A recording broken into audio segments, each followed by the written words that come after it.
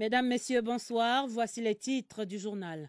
Une maquette qui fait rêver, celle du complexe hôtelier et résidentiel du lac municipal de Yaoundé. Le projet est lancé. Le Premier ministre, chef du gouvernement, posait la première pierre de l'ouvrage futuriste ce jeudi. À découvrir en tête de ce 20h30. Des nouvelles qui inquiètent, celle de l'insécurité galopante dans la région de l'Ouest. Le dossier des régions fait le point du phénomène et des stratégies déployées sur place par les forces de l'ordre.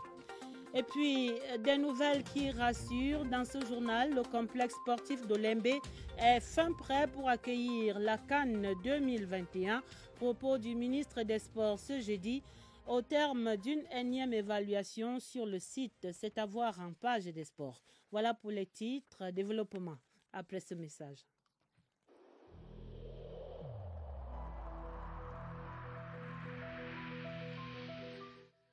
Je vous exhorte de nouveau à porter vos masques, à vous laver régulièrement les mains et à faire appel à un médecin ou à tout autre personnel de santé au cas où des symptômes apparaissent.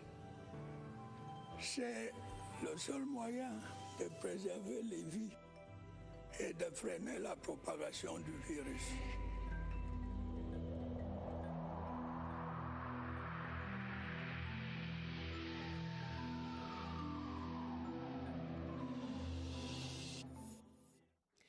C'est parti, le projet d'aménagement touristique et économique du lac municipal de Yaoundé prend corps.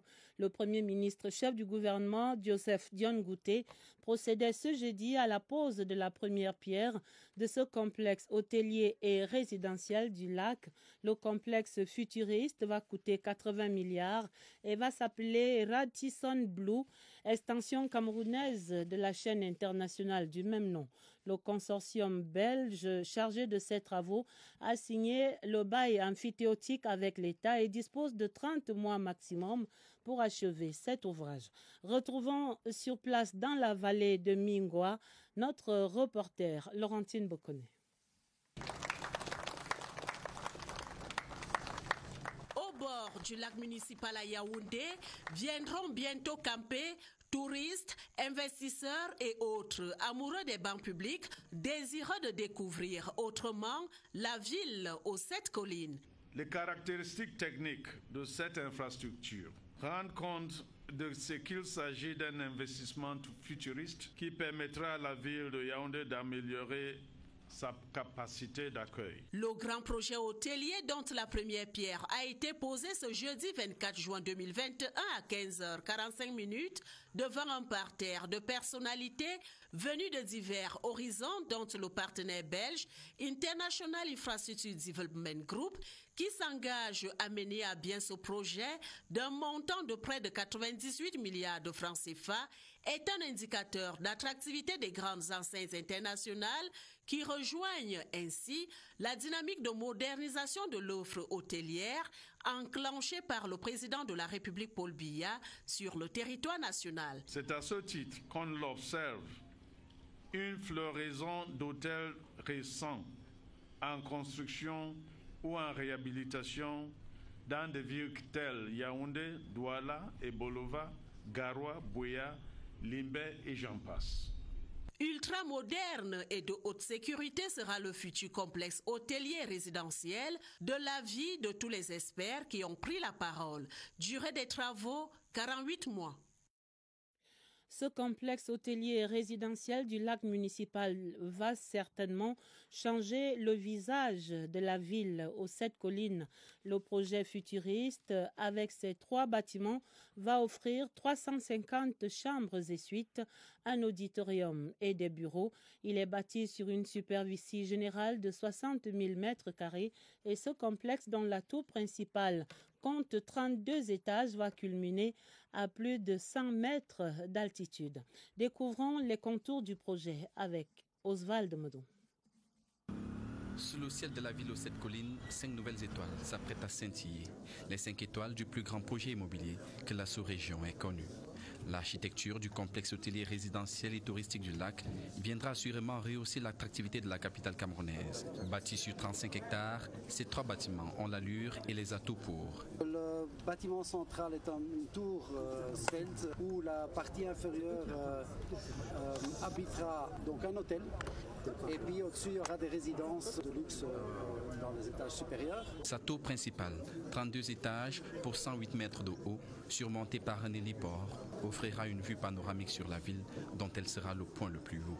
L'auditorium et les 17 étages de l'immeuble de bureau ne manquent pas d'attrait non plus. Le bâtiment en forme de yacht et comme ça on évoque un voilier qui est prêt pour partir. Donc le troisième élément, c'est un élément d'une architecture, une forme très spécifique. C'est un triangle mais qui a les pointes levées et ça va héberger un grand auditorium pour 800 000 personnes. Pour matérialiser cette vision onirique, l'investisseur, un groupe hôtelier à la renommée mondiale, s'est offert les services des meilleurs dans le domaine. Ils ont 32 mois pour faire de ce rêve une réalité. Un peu plus tôt dans cette matinée de jeudi, le Premier ministre chef du gouvernement a présidé le conseil de cabinet du mois de juin, un conseil articulé autour d'une préoccupation centrale, la transparence et la gouvernance dans la gestion des finances publiques. Les 3 exposés à l'ordre du jour étaient donc essentiellement consacrés aux documents de programmation économique et budgétaire à moyen terme. C'est ce document-là qui fera ensuite l'objet du DOB 2021. Entendez le débat d'orientation budgétaire qui est attendu au Parlement dans les tout prochains jours. Laurentine Bokono. Au mois de juin, l'exercice budgétaire est rendu à mi-parcours. Selon le cadre légal en vigueur, le gouvernement est tenu de présenter au Parlement les hypothèses économiques ainsi que les grandes orientations priorités budgétaires à moyen terme. Engagements à tenir, le contexte macroéconomique et les orientations de la politique budgétaire de l'État pour la période 2022-2024, objet du débat d'orientation budgétaire au cours de la présente session parlementaire. Financement des projets d'investissement public, priorité sera donnée aux projets arrivés à maturité. Quand on parle d'investissement prioritaire, d'établir des critères objectifs, des critères bien entendu pertinents pour discriminer ceux des projets qui vont bénéficier d'une allocation budgétaire. Nous avons dans ce contexte comme critère d'abord les directives du président de la République en matière de finalisation des projets d'investissement en cours. Quant à la pandémie du Covid-19 au Cameroun, la situation reste sous contrôle. Au jour d'aujourd'hui, nous avons 100 099 personnes vaccinées. Et nous pensons que ce n'est pas encore assez. Et c'est pour ça que nous avons programmé une campagne de vaccination qui va avoir lieu du 7 au 11 juillet prochain. Transparence et bonne gouvernance dans la gestion des finances publiques, maîtrise de la pandémie du Covid-19, le gouvernement est au travail. Exit l'Assemblée générale annuelle de Shelter Afrique. Le Kenya passe le relais au Cameroun qui va présider cette Assemblée générale pour les 12 prochains mois. Après le bilan des 40 dernières années, les 44 ministres africains de l'habitat se séparent ce jeudi sur l'adoption de la déclaration de Yaoundé, des résolutions qui projettent la politique continentale du logement pour les 4 prochaines décennies. Voici les grandes lignes de cette déclaration avec Cyril Kingembepe. Passage de témoins entre le Kenya et le Cameroun. L'Assemblée générale de Shelter Afrique prend une nouvelle envergure. Au terme de 4 jours de travaux, la déclaration de Yaoundé envisage un tournant majeur. Nous avons convenu de préparer une position commune des chefs d'État africains sur les questions de logement et de développement, voir les programmes de location avec option d'achat. Les ministres en charge du logement de 44 pays du continent prennent l'engagement de réduire significativement le manque de 56 millions de logements. Garantir davantage un logement décent pour les femmes, jeunes et autres groupes vulnérables tels que les personnes à mobilité réduite. La mobilisation du foncier constructible sécurisé à un coût adapté en tant que composante essentielle de la production du logement. Mettre en place des mécanismes financiers plus innovants soutenant la réduction des taux d'intérêt. La technologie avec le matériau local est centrale. L'amélioration de la production locale, ça veut dire que l'Afrique est pour l'Afrique. Ce que nous allons faire, ça veut dire qu'on va construire des usines. On va exporter la matière première vers les pays africains. Yaoundé aura tenu le pari. On lorgne désormais vers Harare pour un habitat plus sécurisé. À présent, des nouvelles. La session parlementaire de juin en cours au Cameroun. Ce jeudi, le Sénat a adopté 3 projets de loi, des textes défendus en séance plénière par les ministres concernés. Le récit de Mathieu Kemgo. C'est un texte très attendu par les hauts fonctionnaires, les responsables d'administration, diplomates et autres personnalités. Défendu par le ministre délégué auprès du ministre des Relations extérieures chargé de la coopération avec le Commonwealth, le projet de loi autorisant le président de la République à ratifier l'accord de coopération entre le Cameroun et la Suisse relatif à la suppression de visas pour les détenteurs de passeports diplomatiques ou de services a été adopté à l'unanimité par la Chambre haute du Parlement. Cet accord précisément, c'est pour faire en sorte que les officiels camerounais, les officiels suisses qui sont appelés à voyager pour des raisons officielles puissent le faire sans trop de difficultés, étant donné que entre les deux pays, nous voulons renforcer les relations. Très attendu par les opérateurs économiques, le projet de loi autorisant le président de la République à ratifier l'accord d'étape vers un accord de partenariat économique bilatéral entre le Cameroun et le Royaume-Uni de Grande-Bretagne a également été adopté après les explications données par le ministre de l'économie, Alamine Ousmane Meh. Les sénateurs, après discussion, ont aussi donné leur onction au projet de loi régissant l'accès aux ressources génétiques et leurs dérivés. Un texte qui était défendu par le ministre de l'Environnement, de la Protection de la Nature et du Développement durable, Ailé Pierre. À l'Assemblée nationale, les membres de la Commission des finances et du budget étaient à l'école de la rationalisation de la dépense fiscale. Il s'agit du coût assuré par l'État des remises d'impôts et taxes accordées au long d'un exercice. Des ficelles expliquées aux députés ce jeudi donc au cours d'un atelier ouvert par la présidente de la Commission, Rosette Moutimbo Aïaï. Sur ces travaux animés par les responsables du ministère des Finances, voici la synthèse de Pulchériaté.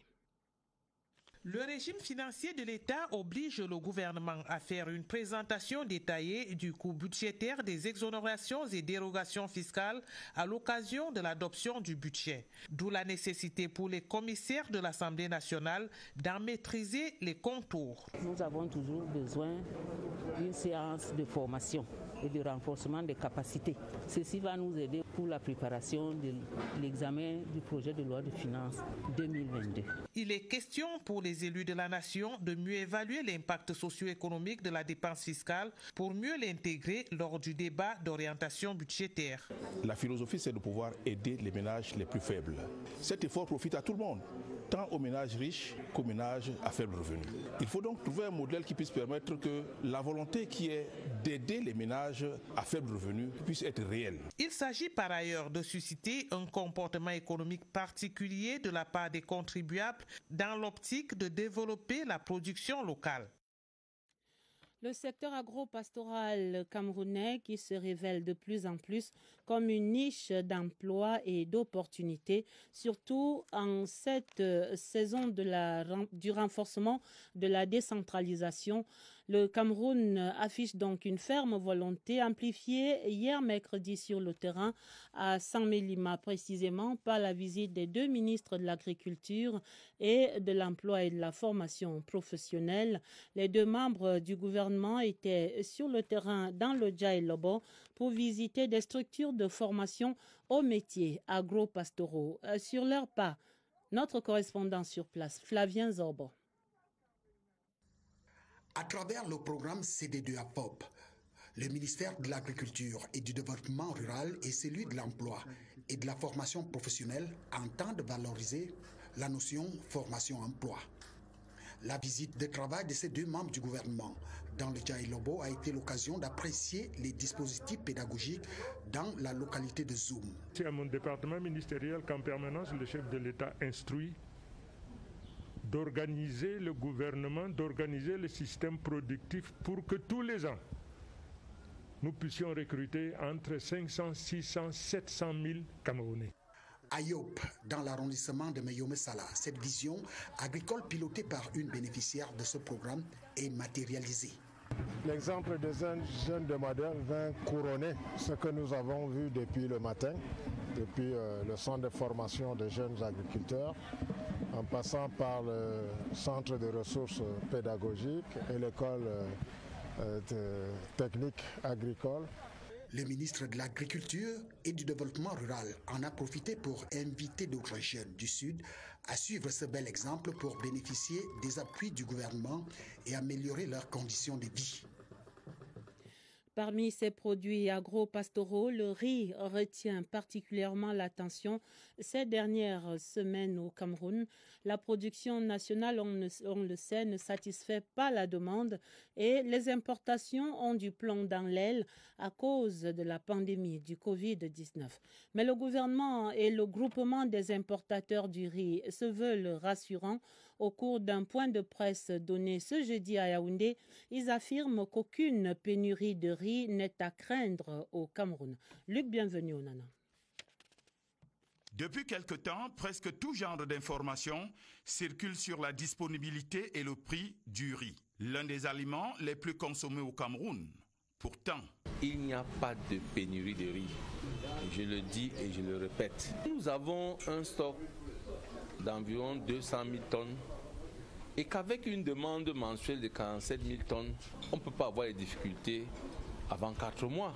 Pour que le marché du riz ne connaisse aucune difficulté à moyen terme, le groupement des importateurs de riz sollicite 2 ou 3 choses. L'intervention du gouvernement pour la mise en place d'un canal au niveau des banques commerciales et à la BEAC pour une priorisation lors des transferts et à des coûts raisonnables. La deuxième chose, c'est qu'on préconisait une annulation de l'augmentation des frais de l'enceinte portuaire et le maintien des délais de franchise à 90 jours. Au cours de cette entrevue, les journalistes ont été édifiés sur le prix du riz qui varie en fonction des gammes. Aussi devrait-on parler des prix des riz et non du prix du riz. Dans le dossier des régions ce jeudi, nous parlons de l'insécurité qui donne des insomnies aux autorités et aux populations de l'Ouest. Les Grassfields, jadis si paisibles, vivent des moments de grand stress. Il ne se passe plus une semaine sans qu'on ne relate un de ces forfaits des malfaiteurs à l'affût du gain facile. Notre correspondant sur place, Poli Wafo, raconte certains de ces méfaits à Bafoussam. En l'espace d'un mois, la région de l'Ouest a été le théâtre de plusieurs infractions. Dans les mémoires sont encore fraîches le souvenir du kidnapping de 2 femmes à Bameka. Les ravisseurs, tels dans un film hollywoodien, avaient exigé une rançon avant leur libération. On partait en route, on marchait comme des tassimans. Lorsque une cliente tend le doigt, il donne sa destination. Lorsque nous nous rendions compte que non, effectivement, la personne est seule, ou que nous deux, on pouvait le maîtriser physiquement, on le prenait pour sa destination. À côté de ceux-là qui s'attaquent aux personnes physiques, il y en a qui excellent dans les trafics illicites. Des médicaments contrefaits au carburant frelaté, en passant par la vente des ossements humains. Dans ce hit-parade du faux et usage de faux, la culture et la commercialisation du cannabis occupent la première position. Nous avons reçu des renseignements dignes de foi, faisant état de la découverte d'un grand champ de culture dans le département de Bamboutos, plus précisément dans l'arrondissement de Bacham, dans un village appelé Bamelu. Poussant le vice, les hors-la-loi surfent désormais sur les nouvelles technologies de l'information et de la communication. Le gouverneur de la région de l'Ouest a ainsi vu son numéro de téléphone piraté. Face à cette montée de l'insécurité dans l'ensemble de la région de l'Ouest, les autorités administratives et les forces de maintien de l'ordre et de sécurité multiplient à présent des stratégies pour mettre en déroute les acteurs de ces crimes. Voyons ces solutions avec Sylvestre Jack à Bafoussam. Pendant que les malfaiteurs s'engouffrent dans les abîmes de la criminalité, les forces de maintien de l'ordre et les autorités administratives s'emploient à les combattre énergiquement. Plusieurs stratégies sont mises en œuvre pour obtenir de bons résultats et garantir la quiétude des populations. Au premier rang de celles-ci, il y a la collaboration entre les éléments de la gendarmerie et ceux de la police. Tel était le cas quand le numéro de téléphone du gouverneur a été piraté. Nous avons pu les interpeller avec la grande collaboration de la Légion de gendarmerie de l'Est, avec l'appui des camarades de la police et de la Direction générale de la recherche extérieure. À cela, il faut ajouter la prouesse des forces de sécurité dans le domaine des technologies de la communication, à travers le décryptage et la géolocalisation. Un autre facteur des plus fructueux, c'est la collaboration avec les populations, qui doivent dénoncer les comportements suspects. Un message aux populations de dénoncer ces auteurs, les auteurs de ces actes qui pratiquent une activité qui est extrêmement dangereuse pour leur propre vie. La lutte contre l'insécurité est une affaire de tous. Nous allons à Douala à présent pour le lancement hier mercredi d'un atelier sur le projet d'élaboration de l'indicateur des activités économiques en zone CEMAC en ces temps de Covid-19. La Banque des États d'Afrique centrale s'associe l'expertise de l'Institut national de la statistique du Cameroun pour dresser une cartographie exacte de cette activité économique dans la sous-région. Voici l'intérêt de cette opération tel que raconté par Marcel Ekassibile à Douala. Les difficultés d'approvisionnement et la baisse de la demande intérieure due aux restrictions imposées par le Covid-19 ont conduit à une chute des chiffres d'affaires des entreprises. Et c'est pour réaliser une étude de l'indicateur composite des activités économiques dans la zone CEMAC que la Banque des États de l'Afrique centrale a requis l'appui technique de l'Institut national de la statistique du Cameroun. Il est question de disposer d'une couverture statistique fiable visant à améliorer le dispositif du suivi de la conjoncture dans la zone CEMAC. Donc, aller interroger ces entreprises pour connaître quelle est la situation économique de cette entreprise.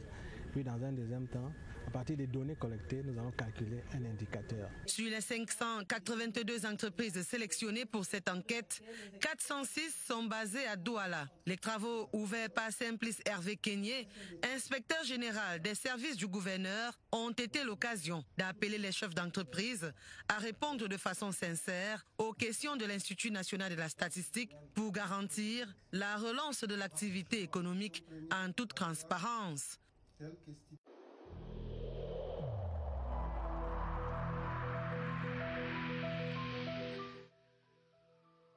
Malgré nos efforts, le Covid-19 a endeuillé de nombreuses familles et provoqué de graves difficultés dans le fonctionnement de notre économie et de notre société.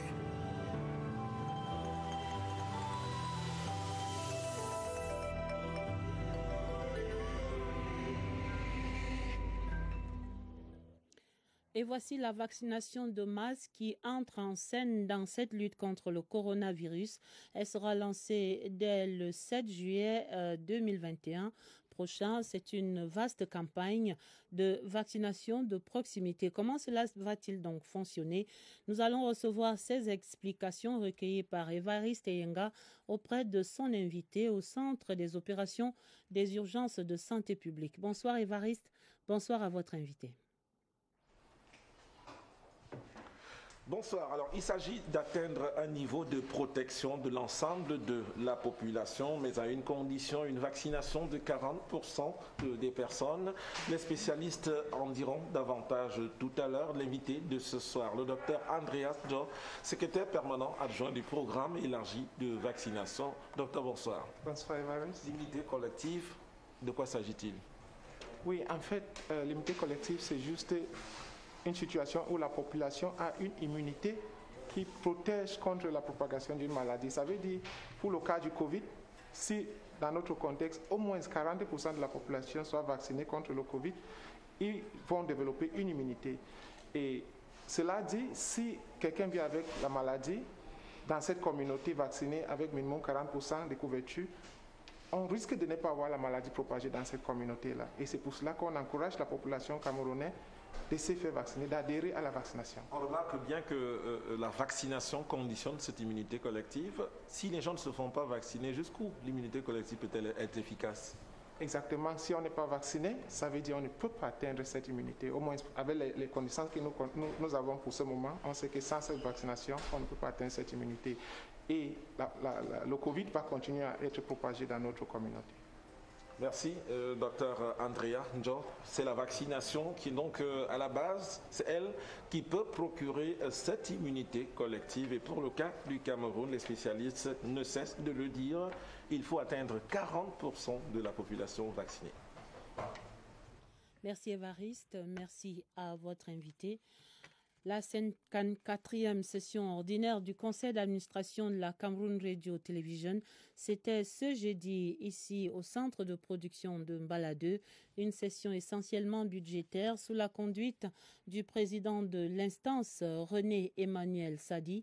Les administrateurs de l'office ont ainsi passé en revue les rapports d'activité de l'exercice 2020 et effectué l'évaluation à mi-parcours pour les engagements de cet exercice 2021, et ceci tant pour la CRTV que pour la CRTV Marketing and Communication Agency. Satisfaction globale donc au terme de cet exercice. Je vous propose d'entendre les conclusions du président du conseil d'administration de la CRTV, le ministre René Emmanuel Sadi, avec Barbara Pajama. D'une manière générale, les administrateurs sont satisfaits des documents qui ont été présentés par la direction générale qui reflètent des activités tout à fait intenses menées par la CRTV sous l'impulsion du directeur général et qui aura justement rempli convenablement les missions dévolues à la CRTV. Donc les administrateurs ont donné leur quitus au directeur général, comme d'ailleurs aussi à la CMCA, où nous avons noté des efforts tout à fait appréciables. Le leadership féminin au cœur du concept Women Tower.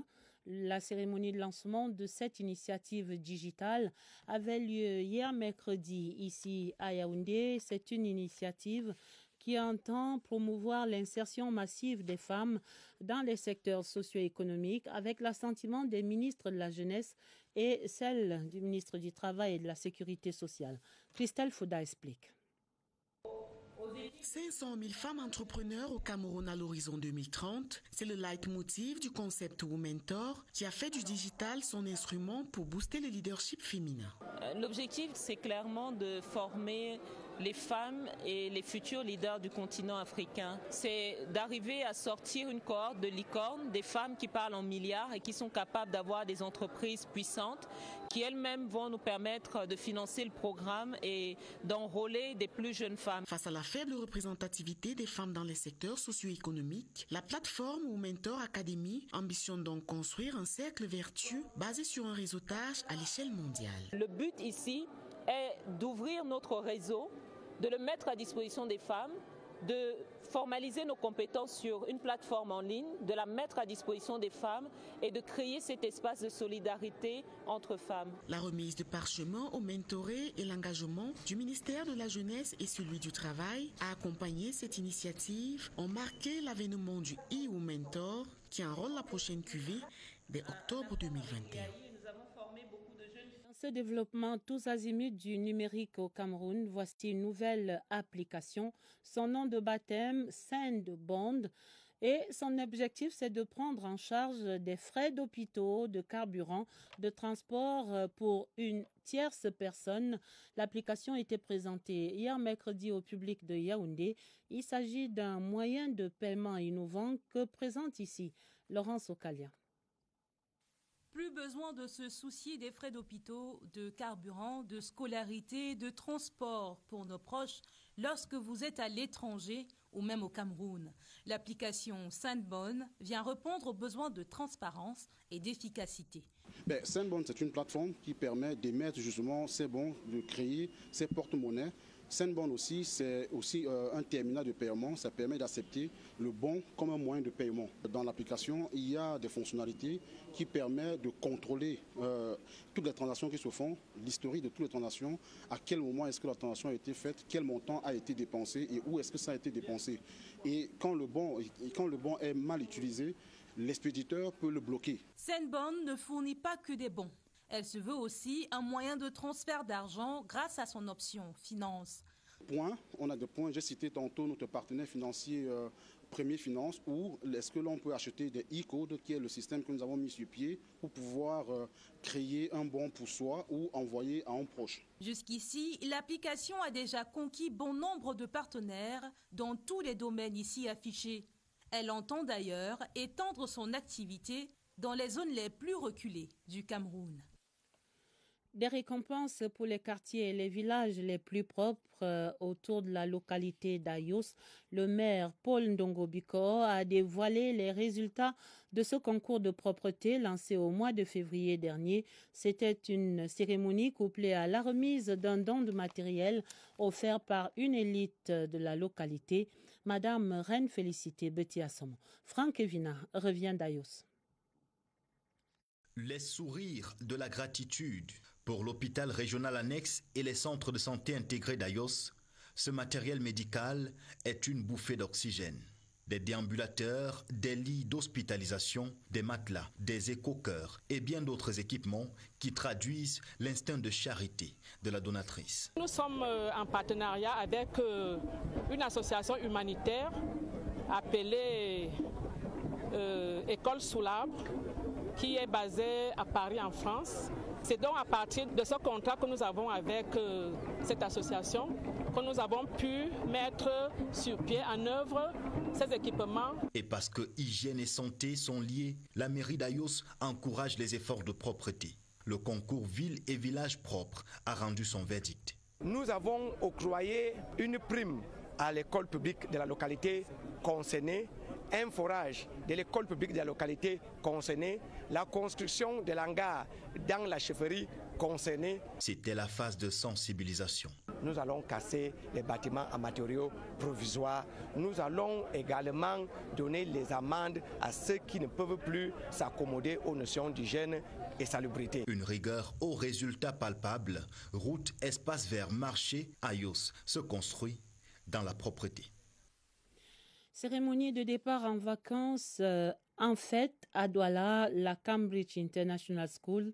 L'établissement scolaire qui achève sa toute première année d'existence affiche déjà un taux de réussite de 100% au Common Entrance Examination 2021. Alvin Baonganzie est à Douala.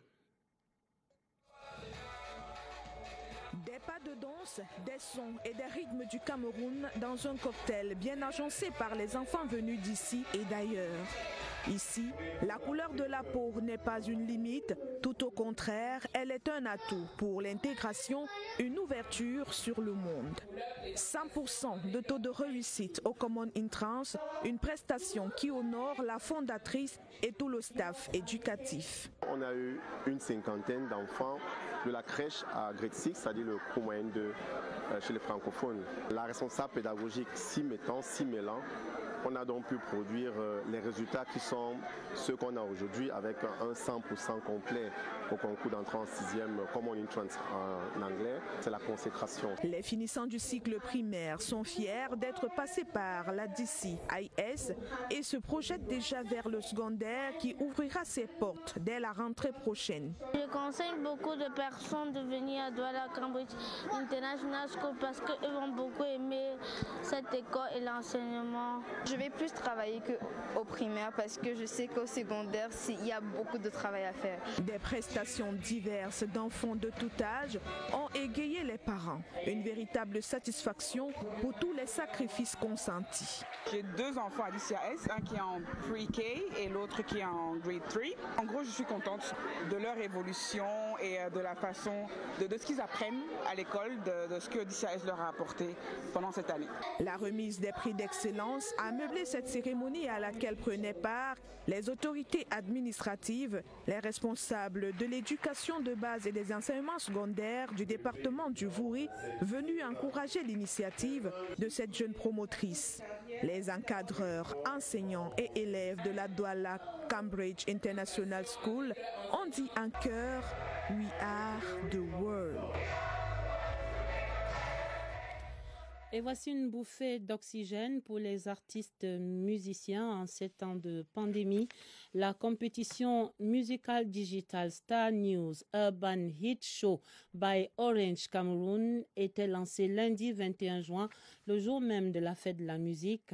C'était à l'espace Canal Olympia à Bessengue. Ce concours va permettre à ces artistes d'être rémunérés via leur chaîne de télévision privée en ligne.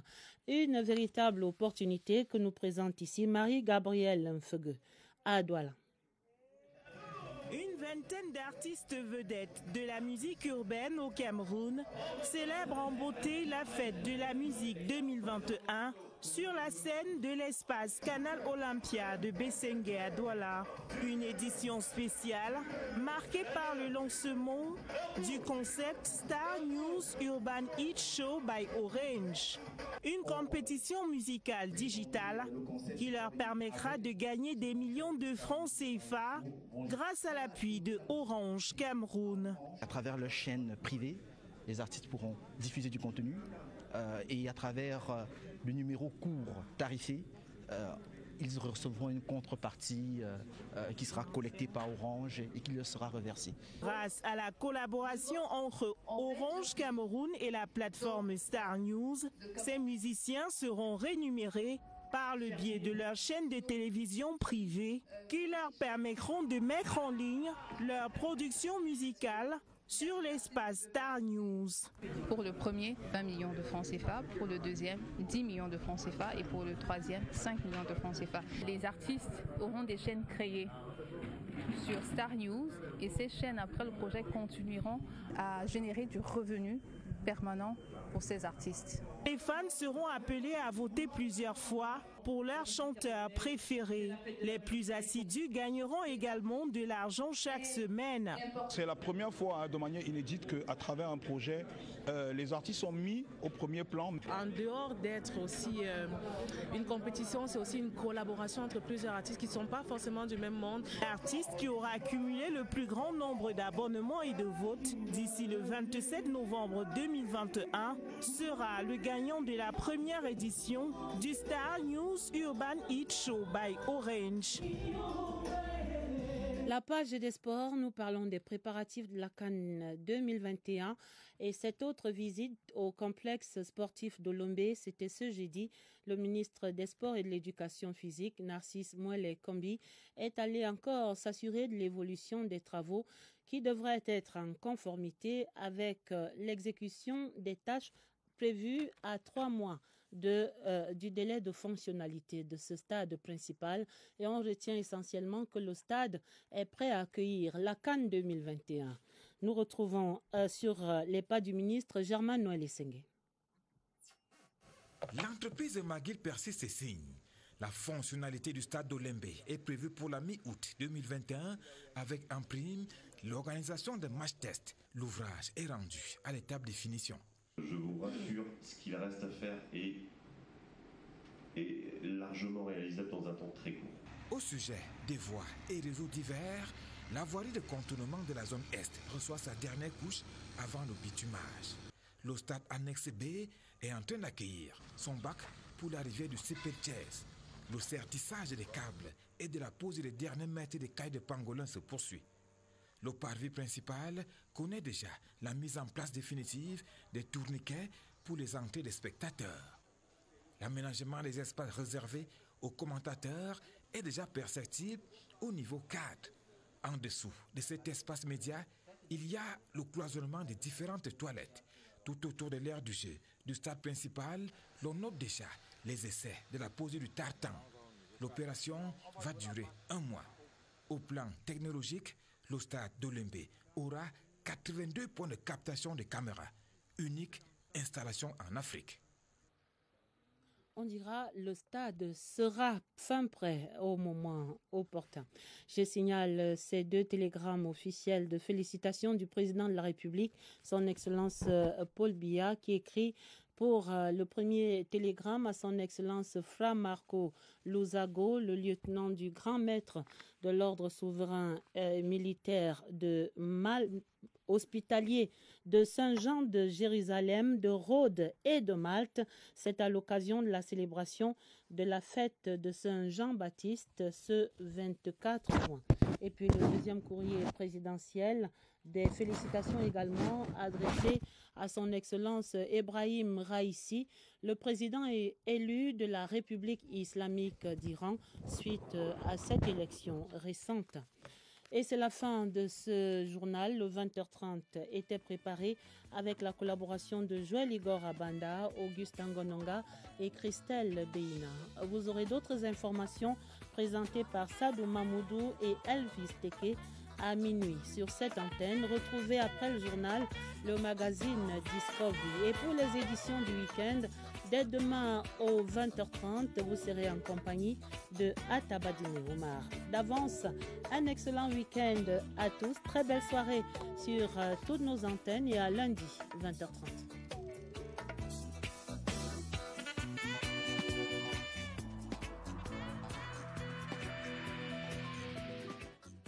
Je vous exhorte de nouveau à porter vos masques, à vous laver régulièrement les mains et à faire appel à un médecin ou à tout autre personnel de santé au cas où des symptômes apparaissent.